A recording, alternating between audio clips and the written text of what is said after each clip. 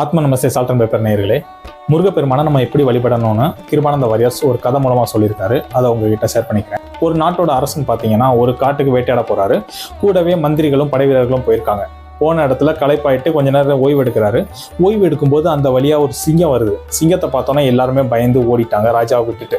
So ராஜா யாராவது காப்பாத்துங்க, சிங்கம் அவரை அட்டாக் பண்ண போது யாராவது காப்பாத்துங்கன்னு சொல்லிட்டு ஹெல்ப் கேட்கிறாரு. நாங்கள் யாருமே இல்லை, என் நாட்டையே நான் உங்களுக்கு எழுதித்தரேன், தயவு செஞ்சு யாராவது காப்பாத்துங்கன்னு சொல்லி கேட்கிறாரு. ஆனால் எல்லாருமே பயந்து ஓடிட்டாங்க சிங்கத்துக்கு. அந்த வழியா வந்த வேடன் ஒருத்தன் தன்னோட அம்பை வச்சு சிங்கத்தை கொண்டுட்டு ராஜாவை காப்பாத்திடுறாரு. ராஜாவை காப்பாத்தினதும் ராஜா உனக்கு என்ன வேணுமா கேளுன்னு சொல்லி கேட்கிறாரு. ஆனா அந்த வேடன் எனக்கு எதுவுமே தேவையில்லை, உங்களை காப்பாத்தினதே எனக்கு போதும், இல்லை நீ என் உயிரை காப்பாத்திருக்கிற, அதனால ஏதாவது நீ கேட்டுதான் ஆகணும்னு சொல்லிட்டு ராஜா சொல்றாரு. ஆனா அவன் எதுவுமே வேண்டான்னு சொல்லி எவ்வளவோ பிடிவாதமா சொல்றான். ஃபைனலா ராஜாவோட மாறி மாறி ராஜா கேட்டதுனால ஒத்துக்கிறான்.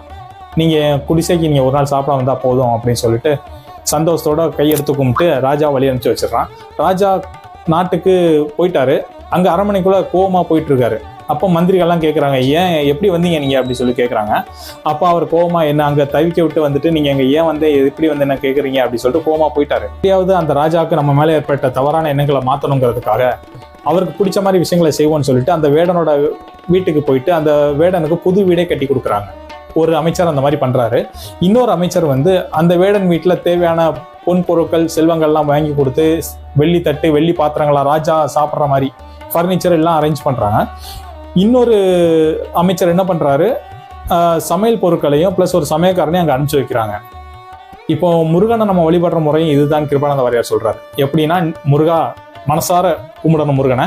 முருகா எனக்கு இதை கூட அதை கூடன்னு கேட்கக்கூடாது. முருகா நீ அவன் மனசுக்குள்ள கூடி வந்தாலே போதும் அப்படின்னு சொல்லணும். அவர் வந்தாலே ஆட்டோமேட்டிக்கா நமக்கு தேவையானது எல்லாமே கிடைச்சிரும் அப்படின்னு சொல்லி கிருபானந்த வாரியார் சொல்றாரு.